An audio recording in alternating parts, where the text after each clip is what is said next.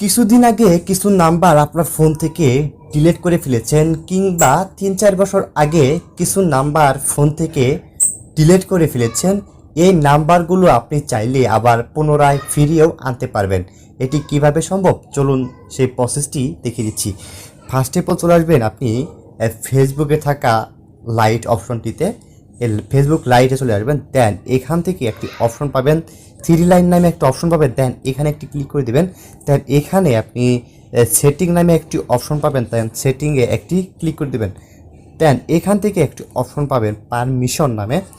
Wait, এই যে এখানে একটি পারমিশন নামে একটা অপশন পাবেন। এই পারমিশনের আন্ডারে একটি অপশন রয়েছে, এই যে আপডেট কন্ট্যাক্ট, ঠিক আছে, আপলোড কন্ট্যাক্ট, সরি। এখানে একটি ক্লিক করে দিবেন। এখান থেকে এই যে যে নাম্বারগুলো রয়েছে সব নাম্বারগুলো এখানে শো করতেছে।